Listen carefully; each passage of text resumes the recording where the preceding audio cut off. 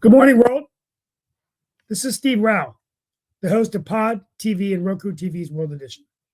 I greet you live from the All America city of Morrisville, and I apologize for the delayed response. My Wi-Fi is doing some issues today, but we greet you live from the All America city of Morrisville. And today, to wrap up the week, I'm here with us for a few minutes. Moving forward, sometimes we'll be opening up this show and then handing it over to Mark Lee for the topics of the day. I set the table. I don't decide what the menu is. That is the national and international news. But we welcome you from around the world right here. Today, we're going to talk about 5 former Memphis police officers charged with murder yesterday of Tyrell Nichols, a 29-year-old black man, during a traffic stop this month. The officers, who are also black, were fired last week. The other elephant in the room is classified documents, and we're going to talk about why classified documents are being held by former presidents and vice presidents. Former Vice President Pence has been found with classified documents. But the interesting development is that former U.S. presidents yesterday were asked to look for classified documents, and this includes former Presidents Obama, Bush, and Bill Clinton, and former Vice President Al Gore, Dan Quayle, and Dick Cheney. The only one exception is former President Carter. The law that requires to hand over documents went into effect after he left office in 1981. We talked about this yesterday. The economy is growing faster than we thought in the U.S. at 2.1% by the end of 2022. And Israeli forces have carried out a deadly raid on a Palestinian city yesterday. And we're going to find out on Sunday who goes to the Super Bowl, whether it's the San Francisco 49ers versus the Eagles or the Cincinnati Bengals versus the Kansas City Chiefs. I'm pulling for Patrick Mahomes. I think he's a rising star. And the Australian Open finals are set, with Novak Djokovic going against Stefanos Tsitsipas of Greece. Should be a battle down under in Melbourne. And we want to congratulate Tommy Paul from North Carolina for his historic run to the semifinals of the U.S. Open. We're very excited about that. And we're going to get started with the show. So welcome aboard, Mark Lee, and bring everyone on, and we'll have a discussion here for a few minutes before I head out. I'm glad to be here with you and everything. Dan Worthington is with us as well, as is Lee Noon Rhodes. We'll see if Shaquille pops in at some point or another. But definitely, as you said, all kinds of things are going on in the world, including that case there in Memphis and some very crazy weather in New Zealand. So apparently there were torrential rains and wild weather in Auckland that caused disruption throughout the city, and an Elton John concert to be canceled just before it was due to start. So that is one of the things. Good morning, Mark. I just wanted to ask Steve, there was one oversight I think you had. Today is the United Nations Holocaust Day. And remember, it's the liberation of Auschwitz 75 years ago. Yeah, I'm so sorry. I didn't come in my feeds this morning, but yeah, definitely we'll talk about that, Lee. Thank you for bringing that up. There's so much going on. Sometimes it's hard to remember everything, but thank you for that. Real quickly, I don't know much about let's start with the classified documents. I mean, why are former presidents? I mean, are they taking these things without knowing that they're classified? I need to go back and look at the rules of this, but this was the law passed in 1981.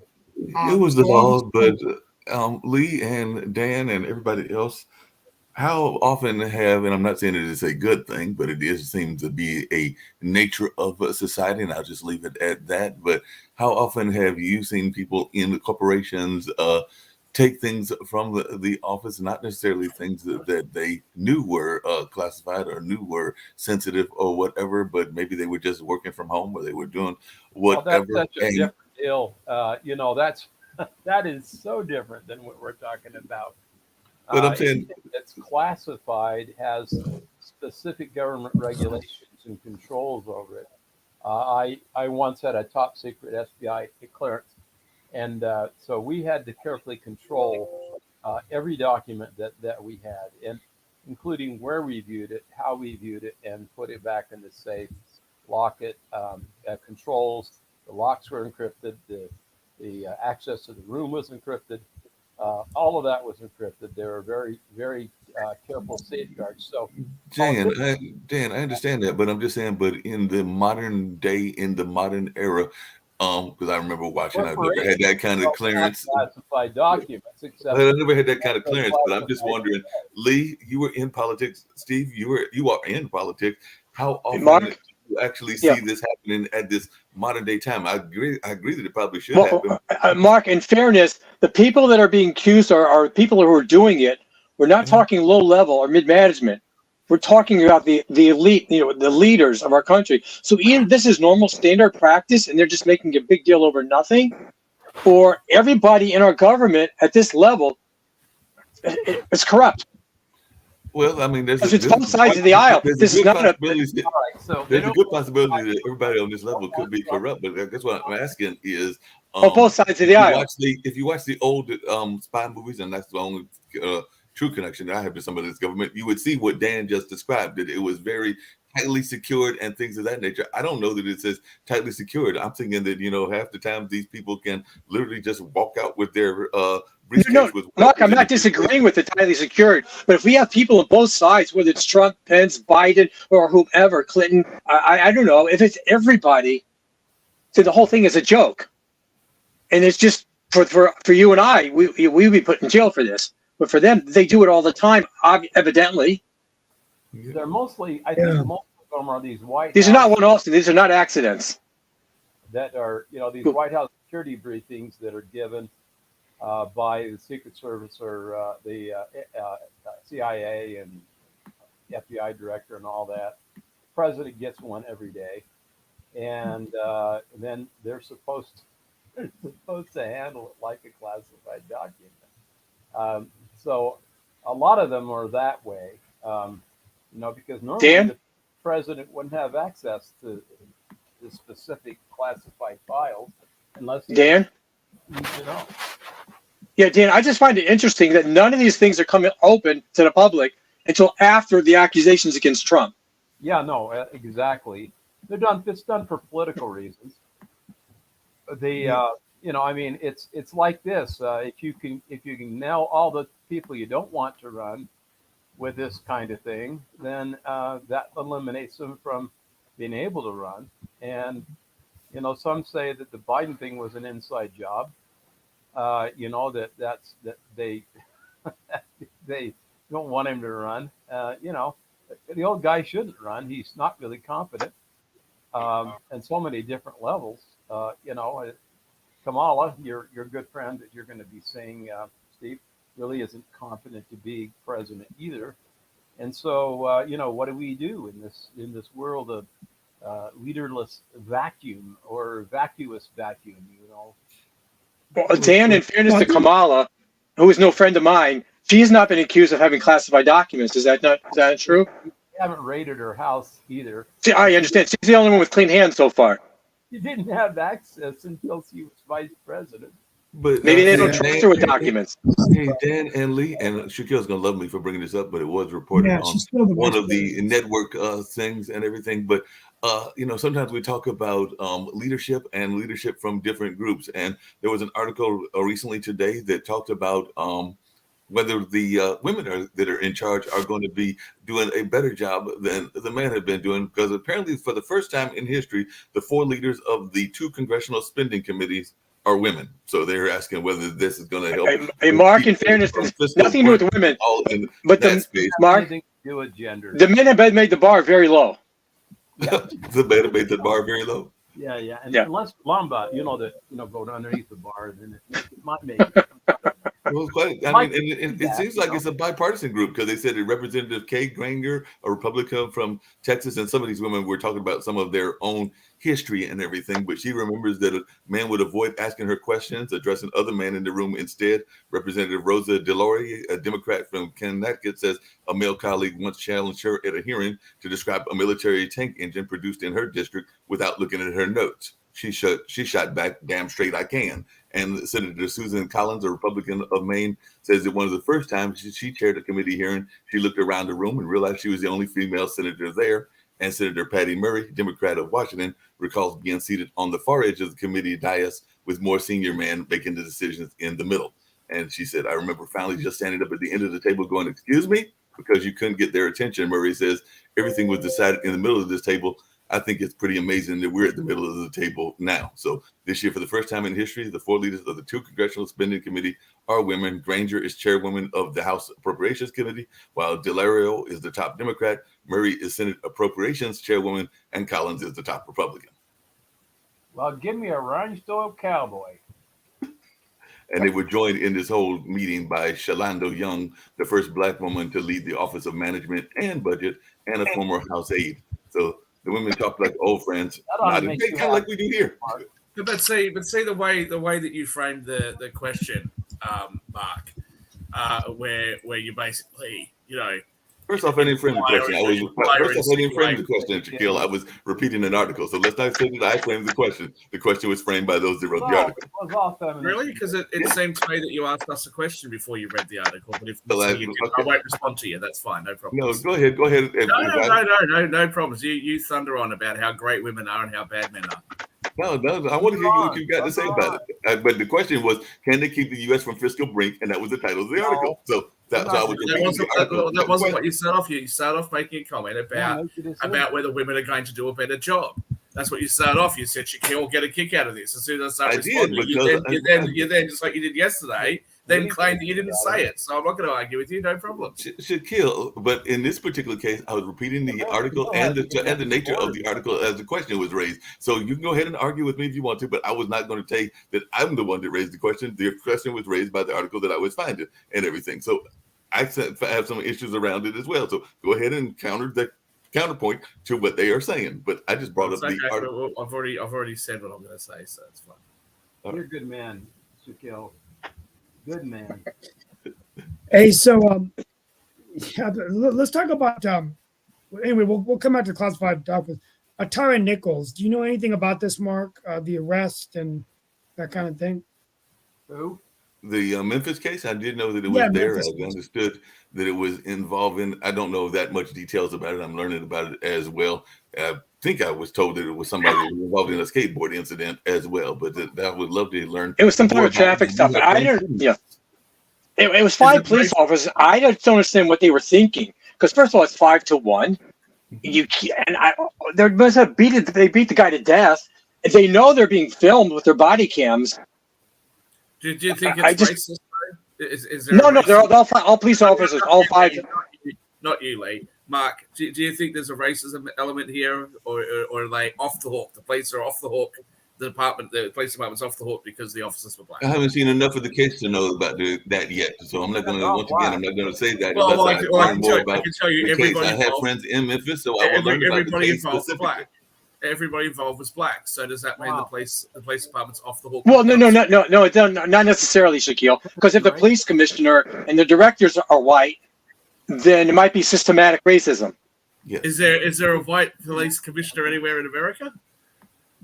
Is there? Yeah, I'm sure there are. Yeah. Oh, I think you reckon the police commissioner of Memphis? Let's look it up. They just tried to give the boy a lesson, right? And they killed him, unfortunately. I mean, a president's white, Shaquille. It all comes from the top. Well, yeah, that must be the case. Or the bottom. Merrick Garland. Hold on a second. Speaking of things coming from the top, and maybe y'all like this, maybe y'all don't. I'd love to hear. But Georgia Governor Brian Kemp declared a state of emergency yesterday in response to the ongoing protests in downtown Atlanta, because there's been a lot of protests in downtown Atlanta because of some of the incidences there as well. So Kemp has ordered the state. You'll be pleased to know, Lee, that the police chief is Police Chief Davis, the first black woman to become a police chief in that area. And as for what's going on in Georgia, I think it's quite interesting to see the several Antifa members that have been arrested, all of whom come from outside of Georgia, all of whom travel to Georgia. In the race, you want to say the race for the public, and they're all white. Absolutely, of course, yeah. But if they weren't white, then you wouldn't have seen them in the news, right? You wouldn't have heard about it. So. Yeah, Mark, I don't understand. Why is there not zero tolerance for violence when it comes to rioting? There should be zero tolerance for violence, but Kemp ordered the state's defense department to mobilize up to 1,000 state National Guard troops. I mean, they've already got some troops there as well, but hopefully that'll be enough. And they've been called up on active duty, and definitely it'll be interesting to see what happens. I actually need to reach out to my cousin, who's a GBI officer, and see if he thinks that that's a sufficient amount. And by the way, he is a more conservative member of the family than I might be seen as, and we've actually had some very interesting discussions around police rules and police regulations and all in that space. So when you come to town, everything. Shaquille, do you know if those 5 people, the Antifa members, are being treated like the January 6 members that have been arrested in solitary confinement for 2 years? I would seriously doubt that. I would seriously doubt that. I mean, politics gets involved, and minor offences. If you're on the wrong side of politics, you get the throne book at you by one side of politics. So, and for those people that are watching the United States from around the world, they can expect the same sort of thing to happen in their own countries. I think it's only a matter we're not a land of laws anymore. It's all political will.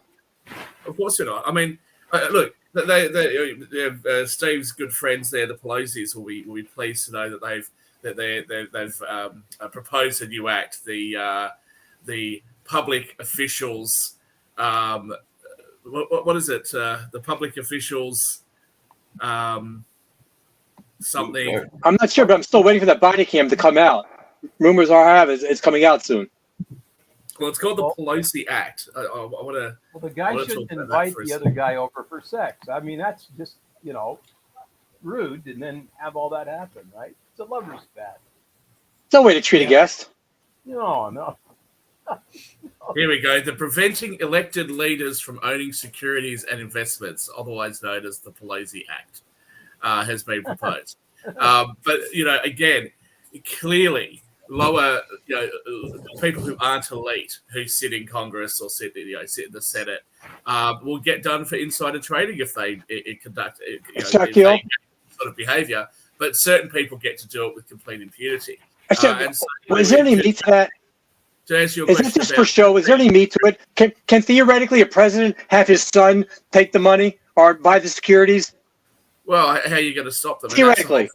Well, again, how are you going to stop them? This is the problem. You say this that you're a country of laws, but you're not. You're a country of laws for some people, then other people can just duck out of the laws. So what's the purpose of doing these laws that congressmen or whomever cannot buy securities? Well, exactly. Oh, because the whole thing's a joke. Yep, the whole thing's a joke. We're outraged. Yeah. So how are we feeling, just out of curiosity, because I actually got an interesting letter yesterday, and I'd love to hear folks' thoughts about this. But that we say that the unions are dead, and maybe they are, but actually a friend of mine sent me a letter that later on today they'll be at Amazon here in the local area, and we know that Amazon can be a wonderful place, and they'll be out there passing out leaflets and talking with workers because apparently they're trying to unionize Amazon. So they're going to be out there identifying workplace leaders and supporting the development of workplace organizing. I just wanted your thoughts around the notion of having, and they're only going to do it as a leaflet brigade. So I'm thinking that they'll be actually within the realm of responsibility because it doesn't sound like there'll be any valid encounters at that particular incident. But are we good or not good with union organizing? Amazon will fall out because of that. Hey, and one topic I think that's interesting that that you just give me an idea. There's a lot of tech layoffs going on right now. And one of the issues going on in this area, we've often talked about immigration, is the H-1B skilled immigrants. If they don't get a job in 60 days, they have to leave the country. And so it's sort of a dilemma. But do you believe that you're going to see more tech layoffs now that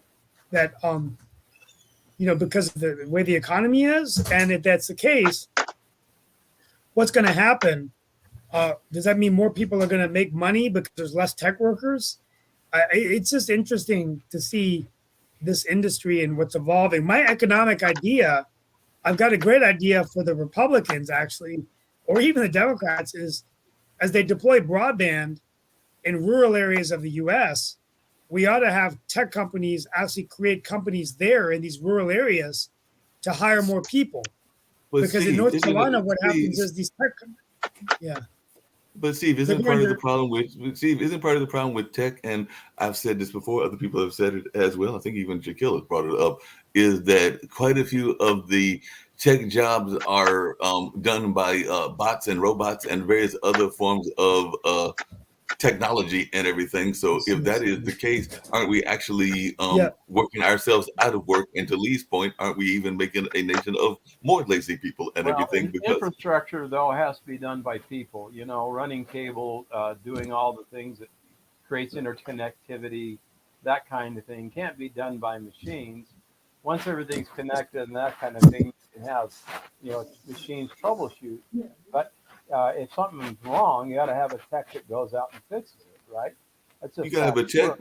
Dan. You gotta have a check, but it's a limited amount of checks that you have to have and everything. I think that I heard somewhere that by I want to say in the next 5 to 6 years, maybe it's a little bit longer, 90% of what we see online will be put out there by bots and things of that nature. Now let's hold on a second. You say there's a limited amount of checks needed, but if you look at other countries that have had, an increase in, productive assets, like Australia, for example, was heavily reliant on mining. Canada's the same.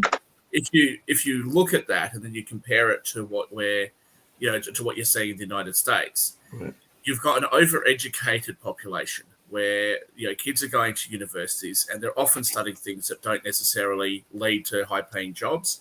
And then when they do study things like medicine that lead to high-paying jobs, they're very, very far behind the eight ball when it comes to debt levels, etc. So where are all the high-paying jobs? Well, you're tending to find that they're in trades. Now, Yeah. I wouldn't want to be going into a trade. I just wasn't built that way. But the tradies are actually earning really good money, and you don't have all the debt, so there's a good lifestyle to be had there. And I think that it's you have to be very careful of when you say there's only a limited amount of text that you actually need to have. Well, there's only a limited amount of lots of things that you need to have, and I would argue that you've probably got an overabundance of people studying humanities subjects. It's not necessary. Shaquille, during the campaign, I think it was, Biden told the coal miners they should learn to code. What's the big deal? But now that they're laying off the coders, where are they going to go?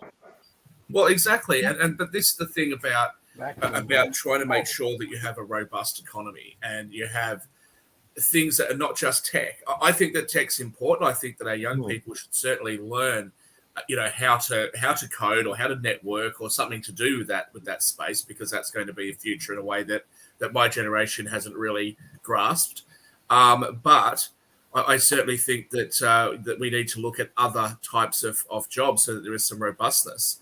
It's certainly business skills need to be taught, but people need to learn all sorts of things. And there's nothing wrong with being a plumber. There's nothing wrong with being an electrician. There's nothing wrong with being a mechanic and starting your own business. There's nothing wrong with being a hairdresser and starting your own business, and then maybe you employ 3 or 4 people and you build some wealth for yourself. But you just need to have those skills in the first place. And Shaquille, along those lines, some plumbers and some hairdressers, actually sometimes even certain societies, the hairdressers and other parts of that society were the kind of the ones that were at the forefront of those societies. I can say that for sure in the African American community and all in that space. But sometimes people don't realize that they make as much money, if not more money, than some doctors and lawyers, and I know as well. But sometimes what also happens is that I don't think that's very hard. Doctors don't earn very much. Well, that's true. But I was going to say, but along those same lines, because this is another one of those things that came from our good fine folks in the Justice Department, they love going after folks. And apparently there has been a massive coordinated scheme to sell false and fraudulent nursing degree credentials. So they said that they're saying that the scheme involves peddling more than $100 million worth of bogus nursing diplomas and transcripts over the course of several years, fake credentials that were sold to help thousands of people take shortcuts toward becoming licensed practicing nurses. So when you go see that nurse, I would say to anybody who's thinking about going down that path, they ought to be very careful, because we've seen this before where doctors have faked their qualifications and somebody's died. And even if the doctor didn't do anything wrong, they can still be prosecuted because they committed fraud, essentially. So I would suggest people be very, very careful about doing something like that. But look, I've been saying this for a long time here in Australia. There's a nursing shortage here. Mm-hmm. We need to have more nursing places. We need to have more places for doctors. We need to have, mature entry pathways. We need to make sure, especially, that kids that come out of high school that perhaps for whatever reason didn't like high school. I didn't. I couldn't wait to be in the workforce. That those kids aren't going to find that they're for the rest of their life going to be punished because they, as teenagers, just didn't have it together. right? So, Absolutely. when kids get to 21, when kids get to 25 and they decide to go into other professions, there needs to be pathways to enable them to do that so that they can pursue those jobs, and it needs to be affordable.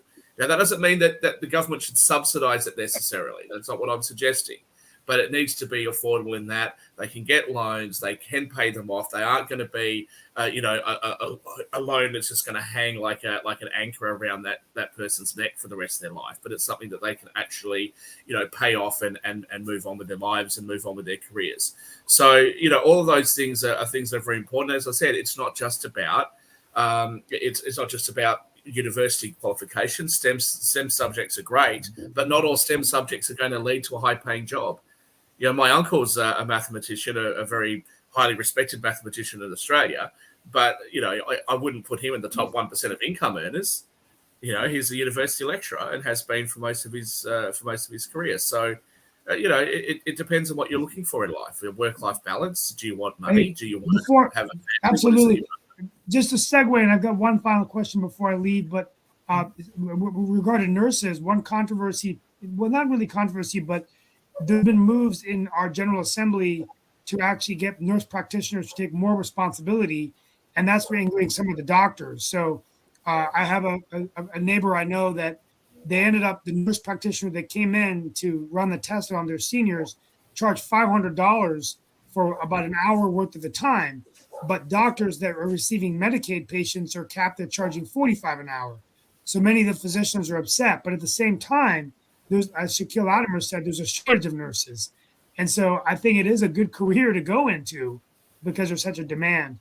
But with that being said, well, so on that, Steve, let me say to you, because my mum's obviously, as you know, you've met her, she's a nurse, and she was actually doing her nurse practitioner's qualification, and she was close to the end of it, but she just decided not to bother in the end.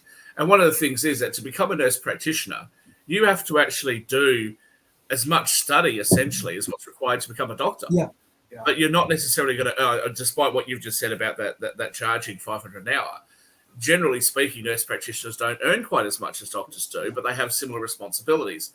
I'm not sure that that's a great solution. I actually think that we should be allowing pharmacists to prescribe low-level prescription medications to people. I went to the pharmacy the other day to get a prescription filled, and my pharmacist said, "Oh, I think the doctor's made a mistake here."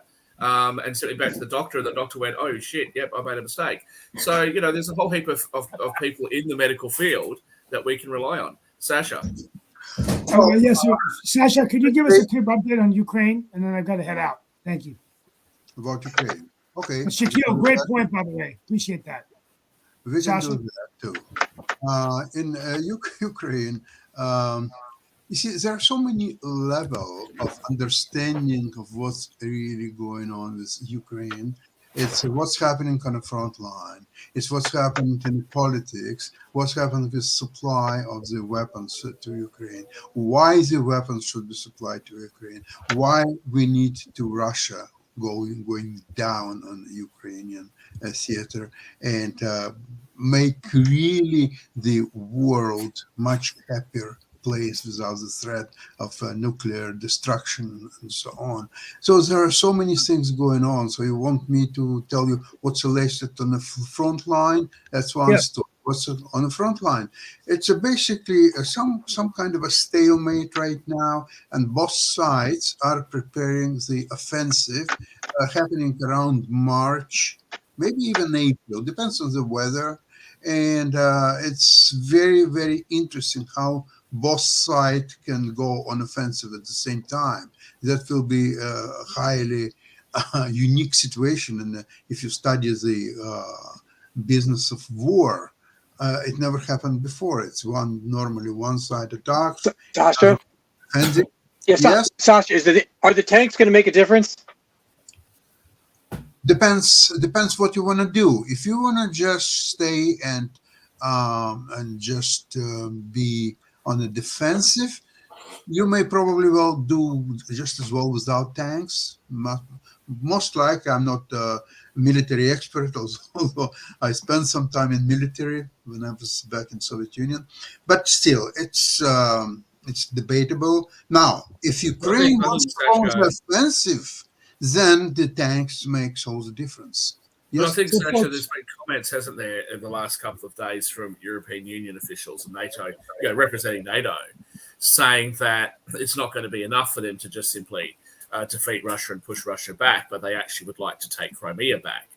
And look, that I'm not going to comment because I don't know whether that's a good or bad idea for Russia and or the Ukraine, but certainly that could be viewed, I would say, by Russians as being, an escalation.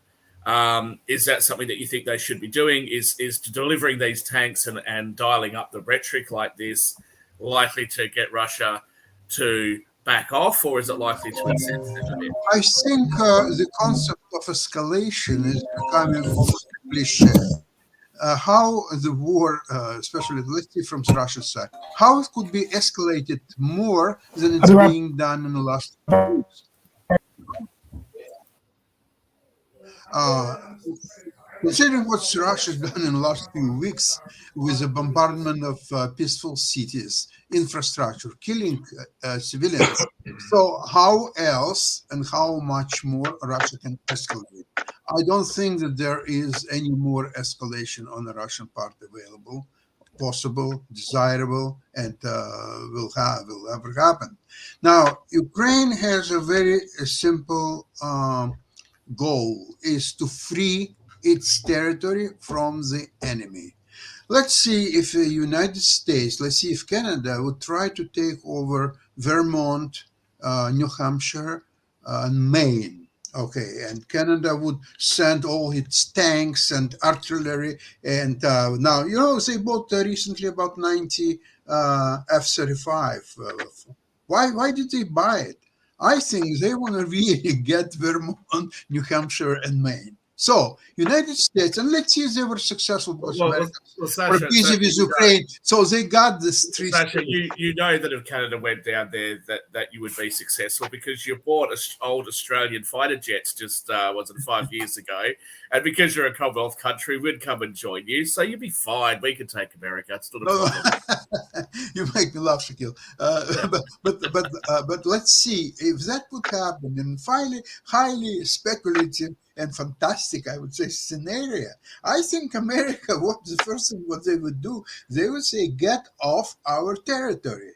Leave alone Maine, New Hampshire, and what else is there? Well, again, Sasha, the military people tend to be patriots, and they tend to be, centre right, or certainly they're not left. So I'm sure that they'll say to you, "You want New Hampshire? Take it, take it." Shaquille, when you say the military, you mean the rank and file. You don't mean the leadership, I hope. I'll tell you now the story of what's happened to me. No, certainly not the leadership. And you certainly not the leadership of today. People like General Miller. Correct. Who wants to find out about white race. I think it will make up, it will change tremendously minds of people living in New Hampshire and Maine and some other northern states. I'll tell you why. Yesterday, my wife was operated for a second time in Mount Sinai Hospital in Toronto. It was quite difficult operation. It was 2 hours long. Now, there was, in operation room, there was a team of 11 people operating just her. 3 highly regarded surgeons and 8 supporting staff, including nurses and other medical professionals and so on. And prior to that and after the operation, she was attended by countless nurses. One would do one thing, another one another thing, and so on. And it was she was in the recovery room for some time, and then she was transferred to her private room. So I'll tell you, they were working as a team. Of course, I didn't witness that, but they're operating. They don't care how much money the surgeons are making and nurses are making, or this or that. Now, the most important thing I'm telling you right now, for me and my wife, of course, the cost of all that is zero. Oh, that's not necessarily true. The out-of-pocket cost, yes, but the taxpayer is picking up a lot of it, which is coming out of your pocket. Look, I'm a taxpayer myself. and I don't mind Right. paying somewhat higher taxes. But The Sasha, 33% of the budget of Ontario is going for medical needs, but right? Sasha, Right. obviously, I'm going to largely agree with you. Okay, because I grew up in Australia. I'm an Australian British citizen, both of those countries have a similar healthcare system, right? Where it's paid for universally by the taxpayer. Yeah. I think that's great, and I would rather have that system than not have the system. I would rather have that system than have the American system. Okay, there's no question, and I think that people in America who suffer from poor healthcare outcomes because of the mismanagement of their healthcare system is, that's a tragedy. And it's something that they should focus on. But I think that when Americans look at Canada, especially, and they look at the UK, they cherry pick the good stuff and they don't realize some of the bad stuff. So in Canada, for example, there have been complaints that because of an influx of new immigrants into Canada and refugees into Canada, that they put extra strain on the system. And without extra doctors and nurses to make up for that, some people will actually be pushed back in the queue and may die before they actually get the treatment. Now, You mean a waiting list? That is a legitimate thing to complain about. Now, in Australia, we have a mixed system. We introduced private health as a supplement to Medicare for those people Same that want thing to. happening here in Canada, Shaquille. But Same.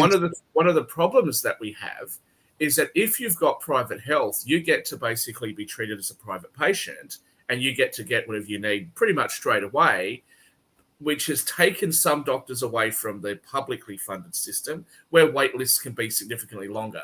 The point that I'm making is that there is no perfect system, right? There isn't a perfect system. I don't think that it would be an appropriate thing for the United States to try to thrust upon the system that they already have, a universal or single payer type of healthcare system. I just don't think it works for America.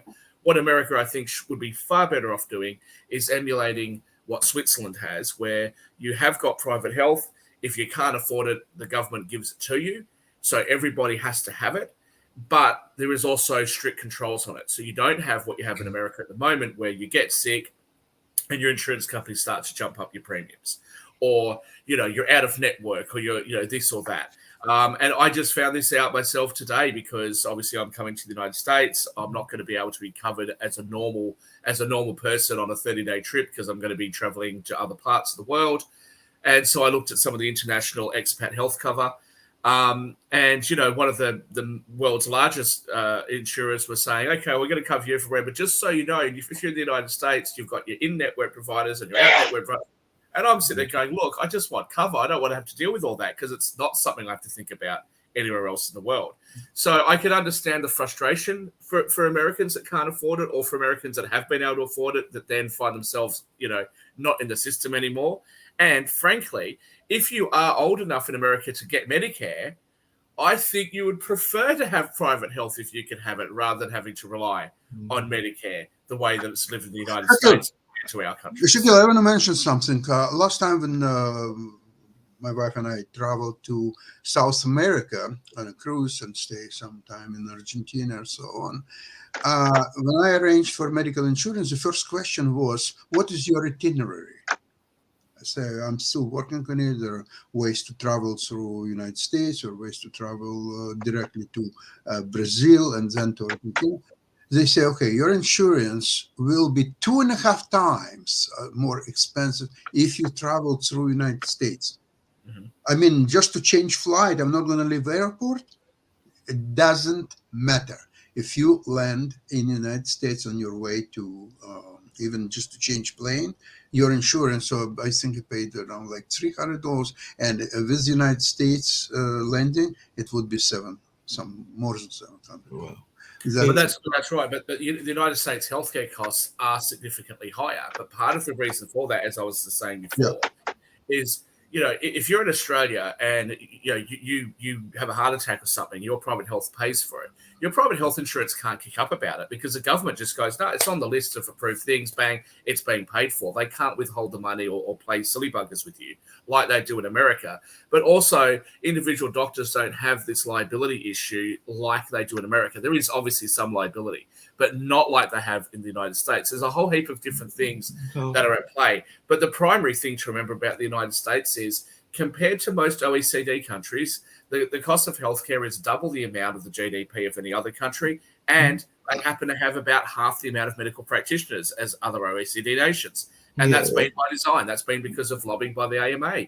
So speaking of lobbying by the AMA and everything, and I'm actually going to get to a subject that I know that Lee Newton Rhodes will love as well, because sometimes we do talk about what's going on with COVID-19 and all in that space. And apparently there is a burgeoning online market for COVID-19 vaccination cards, which is setting off alarm bells for federal health officials who are warning that the demand for fake proof of immunity is on the rise, because they're saying that they are seeing it to be widespread, and part of it is being done across social media and e-commerce, or anybody who might run into it could become a participant in it. And that was from Miranda Bennett, who is HHS OIG special agent in charge of healthcare fraud. So apparently there's a big case in healthcare fraud, and they're saying that the illicit niche industry for forged vaccination cards is hitting its strides, just as new vaccine requirements are rapidly being implemented at the federal, state, and local levels, and in both public and private sectors, requiring proof of having the vaccine in order to work in the hospital, teach, or even attend schools. That's really interesting.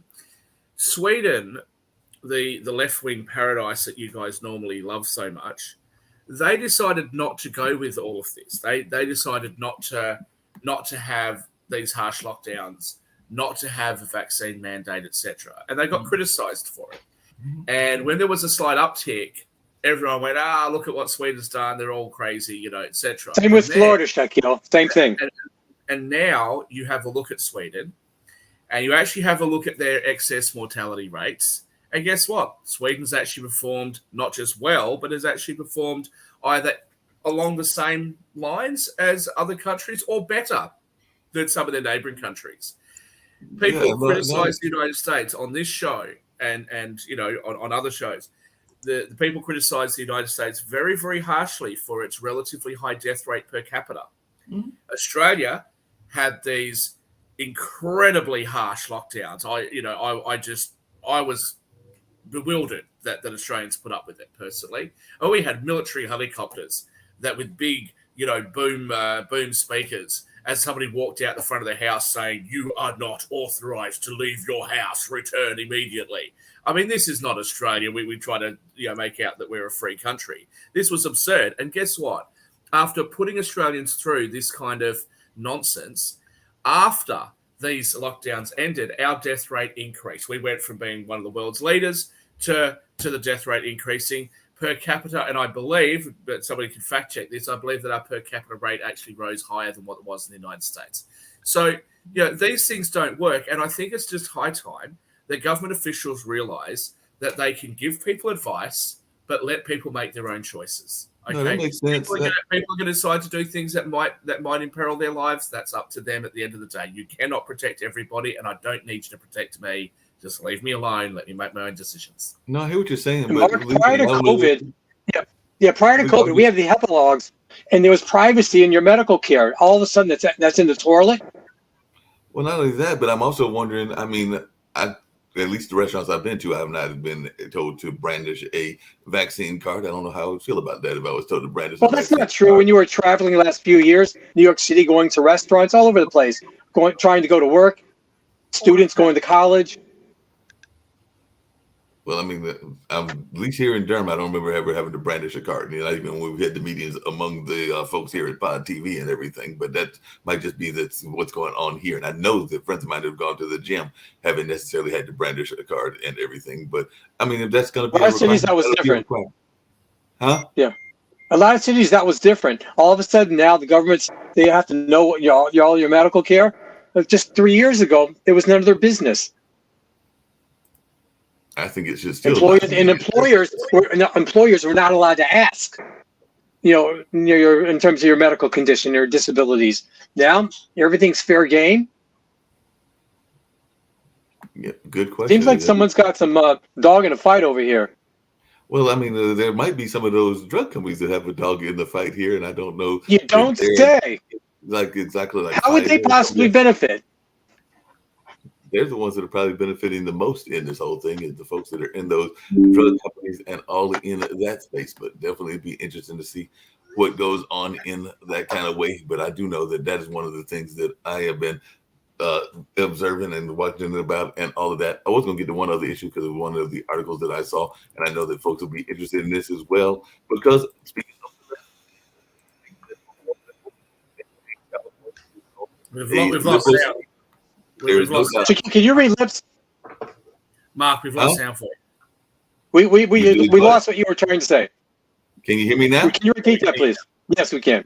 Okay. Now, just saying that California is definitely a state that is known as a liberal state. And one of the things that we've talked about in the past has been gun violence. And apparently the state with some of the strictest gun laws, which is California, can't keep gun violence away from its border. So California has some of the most stringent gun laws in the country, many of which were enacted in response to several of the violent mass shootings. But that hasn't stopped a wave of mass shootings. I'm confused. Well, so you said California has some strict gun laws. You're telling me the criminals aren't paying attention to the gun laws? They're not, because they're buying guns left and right. Because California is known for having strict gun laws. I don't understand. Don't they know murder is illegal? Well, they should know that. But illegal. Why don't you talk about New York City? New York City, the mayor now is complaining that we're a sanctuary city, but you know what? He can't keep up with all these illegals coming here. So he's saying, well, we're only a sanctuary city for some people, not for other people. Okay. But it's okay for the rest of the country to thrust that upon the southern states like Texas. But the border Texas, states, correct. Florida says, look, you guys want this so much. Here, take some. And they send a couple of buses full, and these places melt down, but they can't understand why some of the border towns are struggling. I think that's phenomenal. Well, Shaquille, apparently your good friend, and I'm being sarcastic because I know he's not a good friend of yours. He's not really a good friend of mine. I don't even know the man. But apparently the California governor, Gavin Newsom, told reporters on this past Tuesday that California has, quote unquote, led the way for gun safety regulations. Every town for gun safety ranks California as number one in the country for gun law strength, as well as the 8th lowest rate of gun deaths and 6th lowest gun ownership rate. But hey, they still have those lovely incidents out there, so maybe it's not doing as well as they think it is in that space. But look, I don't think that Gavin Newsom, and I actually don't mind the man, but I don't think that Gavin Newsom should take credit for the attitudes of liberals that live in California, right? The fact of the matter is, a lot of people that think a certain way live in California. They don't go and buy guns as a general rule, so gun ownership rates are low. That's not necessarily because of the legislation. The legislation is because of the fact that people don't want guns. I mean, if Ron DeSantis was to turn around tomorrow and say, "Oh, look, I've decided we're going to be California. I'm going to, put some rules in," what do you think would happen? He'd be voted out of office, right? Because he's not acting in a way that's reflective of what the people. But I mean, let's hear some of these rules that they've got and let's see if they work. But apparently, California employs a licensing system for gun and ammunition purchases and bans the sale of most handguns that don't have magazine safety or loaded chamber indicators. It also requires safe storage of guns, and some cities require liability insurance for gun sellers. Those seeking to purchase a firearm must pass a written test to obtain a firearm safety certificate and are limited to buying one handgun per month. Listen, there's also a 10-day waiting period. Now, I don't think you're missing the point. Back to Lee's point, I don't think the criminals follow these rules. If you want to get a gun in California, I know, and I've spent limited time, I know of 3 different houses that I can take you to and get you a gun like that, okay? You give them some money, they're not going to check your ID. You tell them your name is John Smith. You got a gun, whatever you want, okay? So California as a government, the government can pass whatever rules they want. Who cares? People aren't going to buy. If you want to break the law, you can break the law. Who's going to stop you? Well, that's true. That's it. Criminals are not going to go with a 10-day waiting period because apparently there's a 10-day waiting period between applying for and obtaining firearms. And Mark, does it bother you when politicians make laws so you and I, we can't buy guns, or we can't have more than one gun, or we can't carry guns, but they can do it as much as they want with their armed security 24/7? Doesn't that bother you? That their life is more important than yours? I mean, actually, I'm actually a supporter of it. I don't have one currently, but I have several folks in my circle that do have weapons. So I'm actually a supporter of having of being able to have guns and firearms in New York. In no conceivable way was that an answer to Lee's question. Lee asked you. I just said that it bothers me. I just gave an example of the fact that I know people with guns and they need Kelly, you didn't address it. So I It just doesn't answered matter Lee's about question. it doesn't matter about whether you support your friends having it. Lee's question was, does it bother you that the politicians pass laws saying that you can't have guns, but they can, and they therefore think that their lives are more important than yours? That's what they asked you. Well, he didn't exactly ask it that way, but the Well, implication that's pretty much what he asked. That was pretty close. Politicians Shaquille, was almost verbatim. Everybody else does. It bothers me on the left and the right. I don't think that they need to have guns, and I also am not the biggest fan of this armed security. Really running doesn't. around there. So I've answered You're that not going to question. answer the question. Why don't you just go, yes, it bothers me. The politicians shouldn't act like that. Why do you want to be such an apologist? Marco, it's a yes or no question. Because you don't. It was Because not I a yes or don't no know why you don't question. answer. You and Because my you own- don't- Mark, I check you out. I'm sorry, Mark. If it wasn't an yes, Mark, Everybody I meant says it as a you yes or no answering question. questions. I answer questions in a long roundabout way and everything, but yeah, the No. answer, Going on a ramble and not answering the question isn't an answer to the question. it was an answer to the question. Everybody has their unique styles of answering and responding to things. I have my unique styles. You have your unique styles, Shaquille. So if you're going to sit there and knock me from my style of answering and talking, that's a whole level of conversation. Oh, okay. All right. Dan, you want to chime in? Mark, so you are pro gun ownership, right? Yes, I am definitely pro gun ownership. There you go. And so when politicians try to tell you you can't own one, that kind of pisses you off, doesn't it? Oh yes, I'm totally pro gun ownership. I have no problem with that at all, and you are correct. That's a question, I think. Yes. Thank you, Dan. Yeah, we got to ask it a different way. I mean, you know. Dan, but let me notice something. You're proposing that Mark, who is pro-gun and would like to own one, but the government tells him, no, you're not going to own one. So Mark first of all, I'm not sure that if government allows him to own the gun, he would jump in and buy a gun or two or three. I'm not. But so that's his choice. But That's his choice. it's a choice. And what about half of the American population who cannot put together $400 in case of? But Wait. Shaquille, one second. $400 for what? The gun for the So licensing. wait a second, you're proposing that these people, they have right to purchase a gun, but they don't have a means to do so. So if that proposition will be taken away from Well, yeah, them. they should get Okay, you cannot buy a gun anyway, but you know what? From now on, you will not be able to buy a gun even if you will have not $400, but Shaquille, $700 available. It's Sam, just, Hey guys, I just want to wish If everyone they want to have a gun badly enough, what they can do is go get a job, save up some money, and then go and buy the gun, right? Or buy food, or stop. wasting their money. Shaquille, job is a four-letter word, right? Now, these people that don't have $400 have widescreen TVs, air conditioning, 2 cars in the Cell driveway, right? I mean, cry me a river. But Hey, guys, Shaquille, I had they the could means also to- win the gun in a lottery. I know that has been a tool and actually a prize in some lotteries that I'm aware of. So maybe that's what they're going to do. Maybe they're going to win the gun on the lottery. Wishing I everyone remember a one great time. weekend. See you next week. I just wanted to say bye, everyone. Have a wonderful weekend. Looking forward to an interesting week. And next week, we'll be talking about the elections, the Congress, the economy, inflation, just the look ahead. We're already 1 year into the new year. And before we know it, we're going to be having presidential primaries. So we got to start talking about the Republicans, the Democrats, and what's going to happen with this country. And will younger candidates step forward? Because right now it's looking like Trump-Biden rematch. It could I'll be a leave it Trump at that. Biden rematch, but one of the names that I'm hearing, and I'm going to loop it back to the female leadership that I talked about at Take the care, beginning Steve. and everything. But Nikki Haley is actually saying that she is a strong candidate. There's people that are starting to target her and everything. I've actually said that on the Republican side, that is a candidate that I would even be willing to take a look at as the one that I would vote for. But what are your thoughts about Nikki Haley as a candidate? Anybody on here? Because definitely that is a leader along with she's DeSantis. got no chance at all. She'd be lucky to get through the first round of the primaries at the RNC. I would say, look, let her have a go. She might elevate her profile a bit, maybe give her a higher level position in government, but she's not. Nikki Haley's not going to be the president. Are we allowed to ask what boxes she would check off? Why wouldn't Nikki Haley be a strong candidate? Shaquille. Well, I think she's being too left on some issues. I don't think that she's going to resonate with some of the more conservative base of the Republican Party.